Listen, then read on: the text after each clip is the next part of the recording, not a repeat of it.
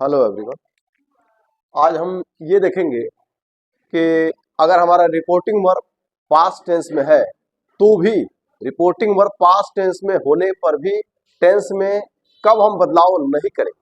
ऐसी भी चीजें होती हैं, कुछ ऐसी भी परिस्थितियां होती हैं, ऐसे भी सेंटेंस होते हैं कि अगर रिपोर्टिंग वर्ब हमारा पास्ट टेंस में है तो भी हम उसमें रिपोर्टिंग वर्ब के टेंस में बदलाव, रिपोर्टेड स्पीच के टेंस में बदलाव नहीं करते हैं।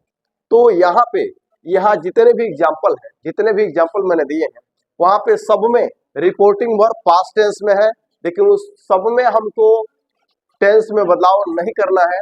वो क्या क्या परिस्थितियां हैं उस पर हम चर्चा करेंगे। तो एक बार हम ये देखते हैं कि 3 पॉइंट मैंने यहाँ पे दिया है कि कब कब हमको रिपोर्टिंग वर्ब पास्ट टेंस में होने पर भी कब हम टेंस में बदलाव नहीं करेंगे रिपोर्टेड स्पीच के। तो वो हम देखेंगे, 3 पॉइंट इसको देखें।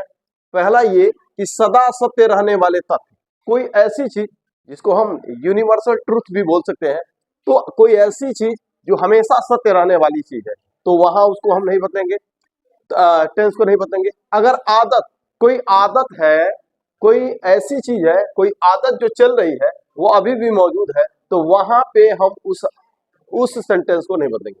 कोई स्वभाव है, स्वभाव प्रकट करना है, वहां भी हम टेंस को बदलेंगे नहीं। फिर उसी तरह से कहावत, कहावत है, कोई कहावत अगर उसमें है रिपोर्टिंग वर्ब में, रिपोर्टेड स्पीच में, तो उसको भी नहीं बदलेंगे। अगर उसमें कोई ऐतिहासिक तथ्य प्रकट किया गया है, कोई ऐतिहासिक तथ्य प्रकट किया गया है तो वहां भी हम रिपोर्टेड स्पीच का टेंस नहीं बदलेंगे। तो क्या क्या परिस्थितियां मैंने बताई, लिखा मैंने है कि सदा सत्य रहने वाले तथ्य जो हमेशा सत्य रहते हैं, आदत जो अभी भी बनी हुई है, स्वभाव जो अभी भी मौजूद है, कहावत जो अभी भी सत्य माना जाता है और हमेशा माना जाएगा, ऐतिहासिक तथ्य कोई ऐसी बात जो इतिहास की घटनाओं का वर्णन करे तो वहां भी जो है इतिहास की घटनाओं का वर्णन करे, या कोई ऐसी बात जो ऐतिहासिक हो चुकी है तो उसमें वहां भी हम टेंस में बदलाव नहीं करेंगे। रिपोर्टेड स्पीच के टेंस में बदलाव नहीं करेंगे ऐसी परिस्थिति में। दूसरा क्या है, अगर रिपोर्टेड स्पीच में दो पास्ट टेंस के उपवाक्य, अगर रिपोर्टेड स्पीच में पास्ट टेंस के दो उपवाक्य, और उपवाक्य क्या होता है वो जरा देखें। अगर दो वाक्य हैं, दो वाक्यों को जोड़ करके हम एक सेंटेंस बना दें तो वही वाक्य उपवाक्य कहलाएंगे, या जिनको इंग्लिश में क्लॉज बोला जाता है।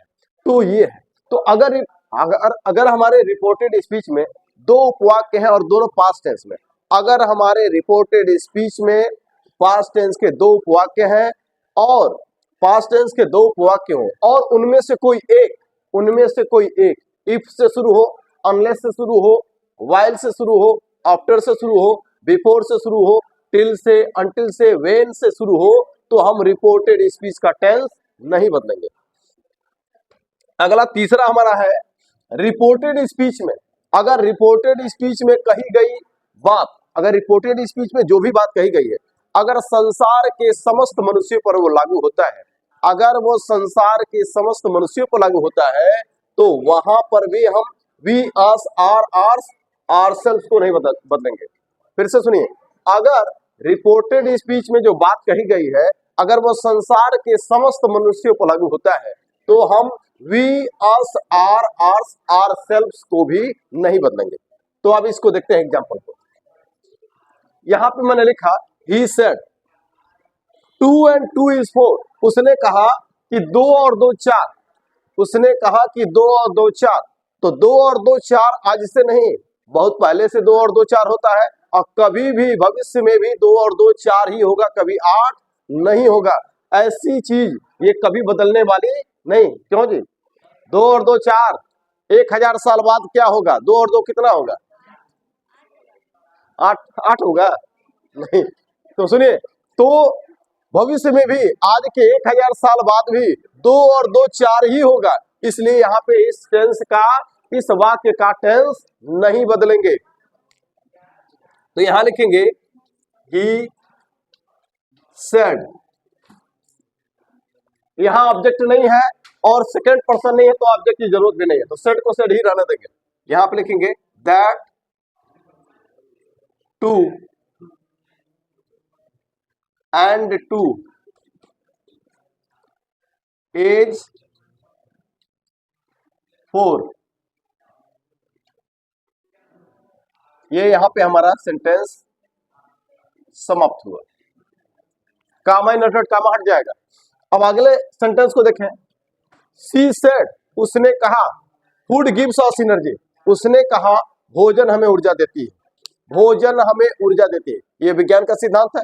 विज्ञान बताता है कि भोजन हमें ऊर्जा देती है। क्या 1000 साल बाद भोजन करने वाले लोगों को भोजन से ऊर्जा मिलेगी कि नहीं? क्यों जी? 1000 साल बाद आज मैंने कहा कि भोजन हमें ऊर्जा देती है, तो ठीक है, ये तो आज हम मान रहे हैं, साइंस हमारा मान रहा है। लेकिन क्या 1000 साल बाद भी क्या विज्ञान का ये सिद्धांत माना जाएगा कि नहीं माना जाएगा? क्या 1000 साल बाद जो लोग भोजन करेंगे उनको भोजन से ऊर्जा मिलेगी कि नहीं मिलेगी? मिलेगी। यही सिद्धांत 1000 साल बाद भी काम करेगा, यानी कि यह भी सिद्धांत बदलने वाला नहीं है। इसलिए यहां भी टेंस में बदलाव नहीं करेंगे, तो हो जाएगा सी सेड। यहां सेकंड पर्सन नहीं है, ऑब्जेक्ट की जरूरत नहीं है, ऑब्जेक्ट नहीं मानेंगे, तो सेड का सेड ही रह जाएगा। That, she said that food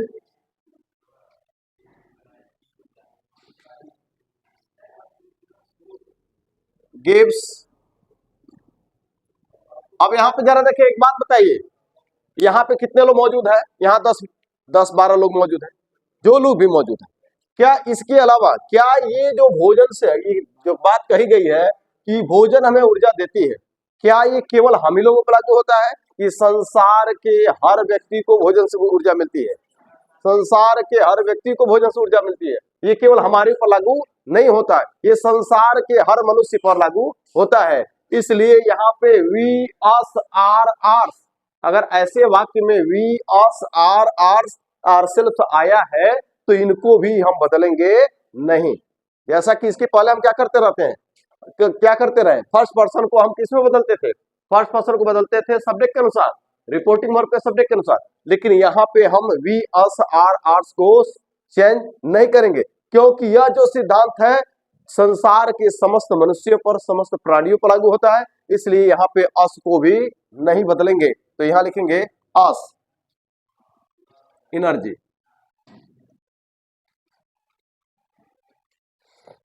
अगला है द टीचर सेड, टीचर ने कहा क्या?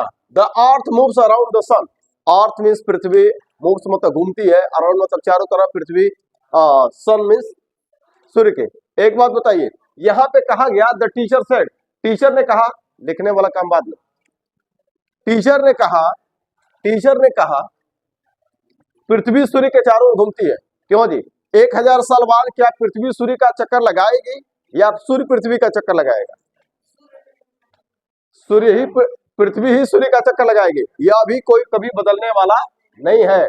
आज भी पृथ्वी सूर्य का चक्कर लगाती है, 1000 साल पहले भी लगाती थी, और 1000 साल बाद, 10,000 साल बाद भी पृथ्वी, जब तक पृथ्वी और सूर्य रहेंगे पृथ्वी ही सूर्य का चक्कर लगाती रहेगी।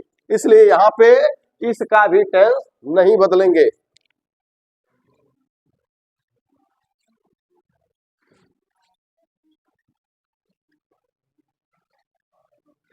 यहां सेकंड पर्सन नहीं है, ऑब्जेक्ट नहीं बदलेंगे, हाँ नहीं मानेंगे, सेट का सेट ही रह जाएगा।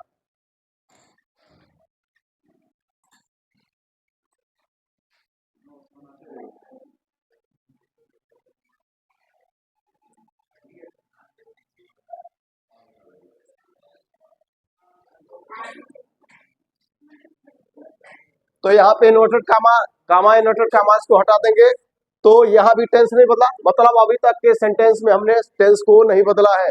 आगे बढ़ेंगे।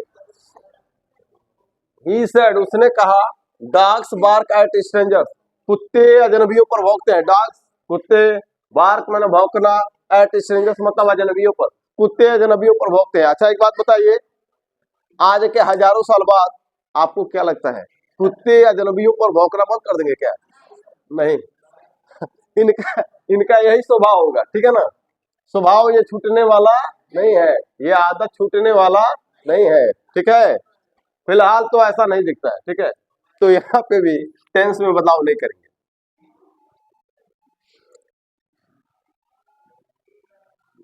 दैट, यहां देखिए सेकंड पर्सन नहीं है तो ऑब्जेक्ट नहीं मानेंगे, तो ऑब्जेक्ट नहीं मानेंगे तो सेड का सेड ही रह जाएगा।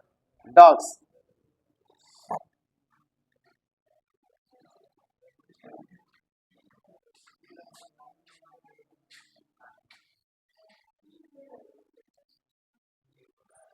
यहां कामा यूनाइटेड का वहां हट जाएगा।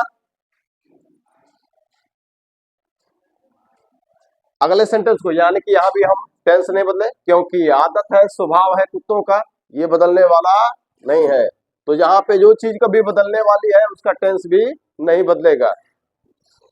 आगे देखते हैं। शी सेड, उसने कहा, honesty is the best policy. उसने कहा कि honesty is the best policy, ईमानदारी सबसे अच्छी नीति है। अच्छा एक बात बताइए, 1000 साल बाद क्या ईमानदारी को बुराई माना जाएगा? नहीं, 1000 साल बाद भी इसको अच्छाई ही माना जाएगा, यानी कि इसको अच्छी नीति ही माना जाएगा, यानी कि ये भी बदलने वाला कभी नहीं है। समाज इस सिद्धांत को भी हमेशा मानेगा, यानी कि यहां भी तब हम टेंस में बदलाव नहीं करेंगे।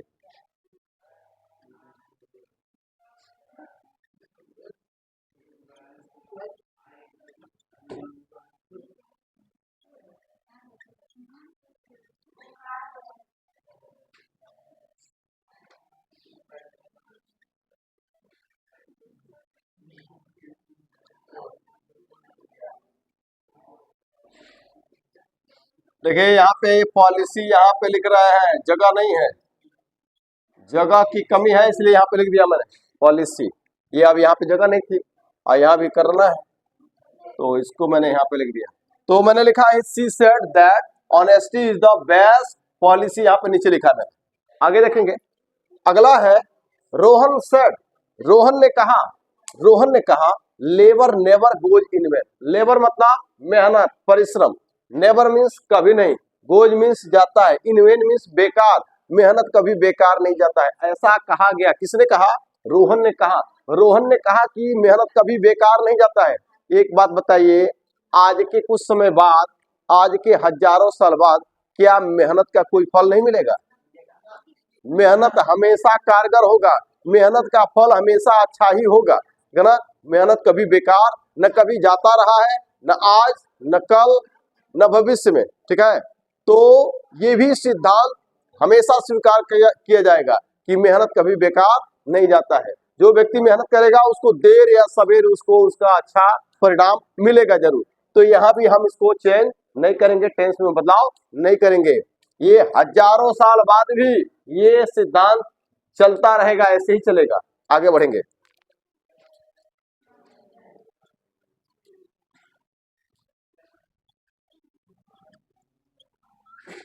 रोहन सेड दैट, यहां भी टेंस नहीं बदलेंगे।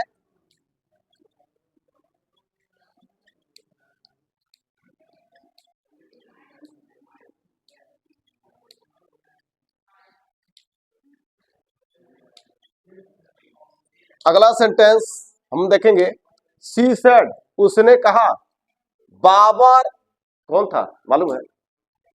मुगल साम्राज्य का संस्थापक था। तो बाबर इस्टेब्लिश, इस्टेब्लिश मतलब स्थापित किया, बाबर ने स्थापित किया। क्या स्थापित किया? The Mughal empire. Mughal means, Mughal समझते हैं, मुगल एक वंश था, एम्पायर साम्राज्य। बाबर ने मुगल साम्राज्य की स्थापना किया। लिखा है बाबर ने मुगल साम्राज्य की स्थापना किया। एक बात बताइए, आज के 1000 साल बाद जब इतिहास पढ़ेंगे तो इतिहास में क्या लिखा रहेगा कि अकबर ने शासन किया? क्या मानेंगे? 1000 साल बाद भी यही मानेंगे कि बाबर ने मुगल साम्राज्य की स्थापना किया। मतलब कि सिद्धांत, ये जो जानकारी है ये बदलने वाली कभी नहीं है। 1000 साल बाद भी यही मानेंगे कि बाबर ने मुगल साम्राज्य की स्थापना किया। अगर हम कहें कि Jawaharlal Nehru was the first prime minister of India, Jawaharlal Nehru Bharat के प्रथम प्रधानमंत्री थे, तो क्या 1000 साल बाद इसको नहीं माना जाएगा? माना जाएगा। 1000 साल बाद भी भारत के प्रथम प्रधानमंत्री, स्वतंत्र भारत के प्रथम प्रधानमंत्री पंडित जवाहरलाल नेहरू को ही माना जाएगा, यानी कि वो भी बदलेगा नहीं। तो जिस वाक्य से इतिहास के बातों का पता चले, जिससे इतिहास के तथ्य का पता चले, ऐसे वाक्यों में भी हम टेंस में बदलाव नहीं करेंगे। अगर रिपोर्टेड स्पीच में ऐसी बात कही जाए तो उसका टेंस नहीं बदलेगा। सेकंड पर्सन नहीं है, ऑब्जेक्ट नहीं मानेंगे, सेड का सेड ही रह जाएगा।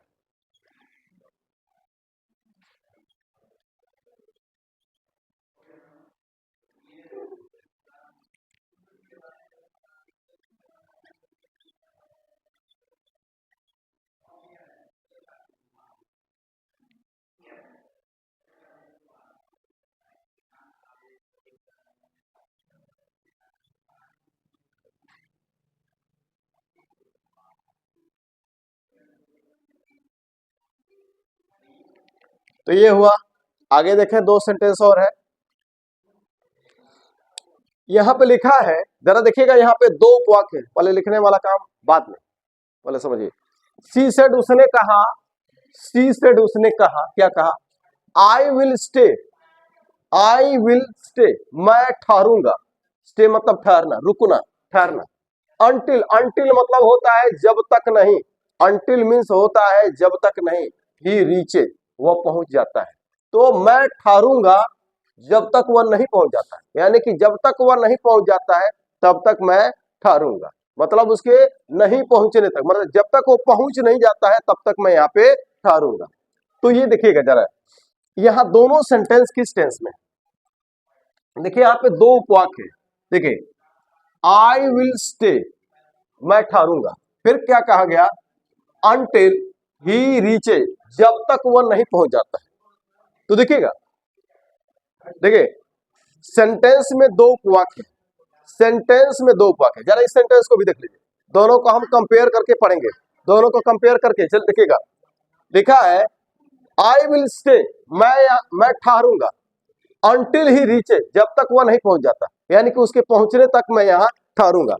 तो ये कह रहा है, अब यहाँ पे देखिए दो उपवाक्य है, और दोनों में से एक जो है, दोनों किस टेंस में? एक फ्यूचर टेंस में है और एक प्रेजेंट इंडेफिनिट टेंस में।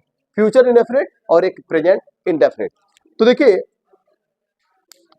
अब यहाँ पे जरा इस वाक्य को देखिएगा, यहाँ भी दो उपवाक्य है, यहाँ भी दो उपवाक्य है, यहाँ भी दो उपवाक्य है, और एक शुरू हुआ किससे? जरा देखिएगा, एक उपवाक्य किससे शुरू हुआ? अनटिल से। मैंने यहाँ पे क्या लिखा है? अनटिल, मतलब समय सूचक शब्द, समय सूचक कोई अगर कंजंक्शन है, कोई ऐसा कंजंक्शन है जो समय सूचक है, जो समय को बता रहा है, तो उससे अगर शुरू हुआ है तो वहां पे हम क्या करेंगे? देखिए, एक अनटिल से शुरू हुआ, माने इनमें से कोई एक से शुरू, इफ से, अनलेस से, व्हाइल से, आफ्टर से, बिफोर से, टिल से, अनटिल से, व्हेन से, इनमें से किसी एक से शुरू हो, तो हम वहां पे क्या करेंगे? देखिए, अगर दोनों पास्ट टेंस में, ध्यान से सुनिएगा, दोनों अगर पास्ट टेंस में, देखिए अगर कोई एक उपवाक्य इफ से शुरू हो, इफ से, अनलेस से, अनलेस मीन्स क्या होता है? अनलेस मीन्स होता है यदि नहीं, अनटिल मीन्स होता है जब तक नहीं, अनलेस मीन्स होगा यदि नहीं, इफ मीन्स होगा यदि, व्हाइल का मतलब जबकि, आफ्टर के बाद, के पश्चात, बिफोर के पहले, टिल तक, अनटिल जब तक नहीं, व्हेन जब। तो अब देखिए, अगर दो उपवाक्यों में से कोई एक उपवाक्य, अगर दो उपवाक्य है, उनमें से कोई उपवाक्य इनमें से एक शुरू हो, देखिएगा यहाँ पे दो उपवाक्य है, दो क्लॉज है, और एक शुरू हुआ अनटिल से, अनटिल से। तो अनटिल से शुरू हुआ है। अब यहाँ पे कंडीशन यहाँ ये देखना है कि दोनों किस टेंस में, एक है फ्यूचर इंडेफिनिट पे और दूसरा है प्रेजेंट इंडेफिनिट पे। लेकिन यहाँ पे जरा देखिएगा, यू मेट में, यहाँ पे देखिए, यहाँ कुछ छूट गया है, वो लिखना है, इफ यू मेट मी।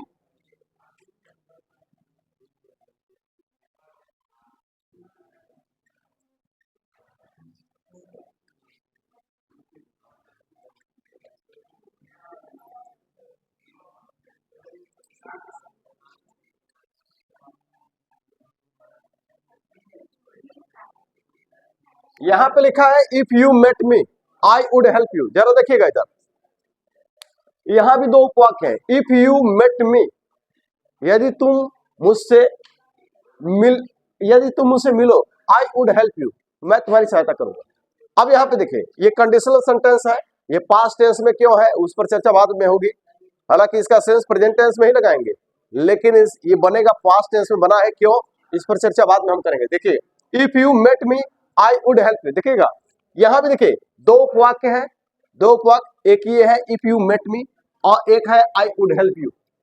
देखिए, देखिए एक शुरू हुआ किस से? इफ से। तो दो उपवाक्यों में से कोई एक, इनमें से कोई एक से शुरू हो, दो दो उपवाक्य है, दोनों में से कोई एक उपवाक्य इन शब्दों से शुरू हुआ है, तो वहां पे एक कंडीशन है, अगर वो प्रेजेंट और फ्यूचर टेंस में, तब तो उनका टेंस बदल देंगे, और अगर वो दोनों पास्ट टेंस में है तो उनका टेंस नहीं बदलेंगे। फिर से सुन लीजिए, अगर दो उपवाक्यों में से कोई एक उपवाक्य इन शब्दों से शुरू हो तो वहां दो कंडीशन है। एक तो ये, अगर वो प्रेजेंट या फ्यूचर टेंस में है तब तो उनका टेंस बदल देंगे, लेकिन अगर वो पास्ट टेंस में है तो उनका टेंस नहीं बदलेगा।